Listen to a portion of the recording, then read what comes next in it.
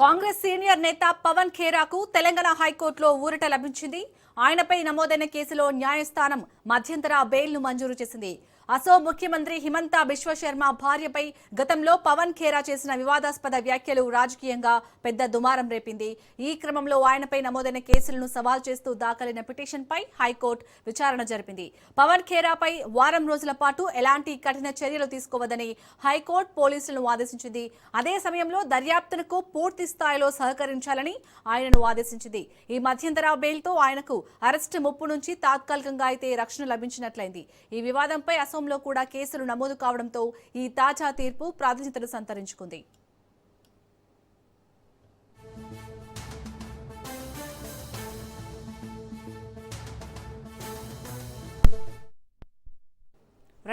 Congress senior నేత పవన్ ఖేరాకైతే తెలంగాణ హైకోర్టులో ఊరట లభించింది. దీనిపై పూర్తి అప్డేట్స్ ని మా ప్రతినిధి సునీల్ అందిస్తారు. సునీల్, కాంగ్రెస్ సీనియర్ నేత పవన్ ఖేరాకు తెలంగాణ హైకోర్టులో స్వల్ప ఊరట లభించిందని చెప్పవచ్చు. భార్యపై పవన్ ఖేరా చేసినటువంటి అనుచిత వ్యాఖ్యలు సవాలిస్తూ అటు పై కేసు నమోదు చేయడం జరిగింది. అయితే అస్సాంలో నమోదైన కేసు ఆధారంగా తనకు బెయిల్ పిటిషన్, ముందస్తు బెయిల్ పిటిషన్ దాఖలు చేయాలంటూ కూడా ఇక్కడ తెలంగాణ హైకోర్టులో పవన్ ఖేరా నిన్న పిటిషన్ దాఖలు చేశారు. దీనిపై నిన్న విచారించిన కోర్టు ఈ రోజు తుది తీర్పు ప్రకటించింది. వారం రోజుల్లోపే అస్సాం హైకోర్టులో పిటిషన్ దాఖలు చేసుకోవాలి.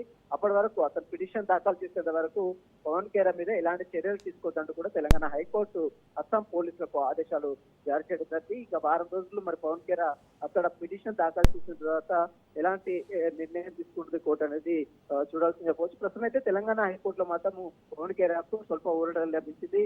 ఇక అస్సాం ముఖ్యమంత్రికి భార్యకు 3 పాస్పోర్ట్లు ఉన్నాయంటూ కూడా పవన్ ఖేరా ఇటీవల కాలంలోనే అస్సాం ఎన్నికల సందర్భంగా తీవ్ర వ్యాఖ్యలు కూడా చేస్తుంది. కాబట్టి అతను చేస్తున్న వ్యాఖ్యలపై దేశవ్యాప్తంగా తీవ్ర దుమారం వేసింది.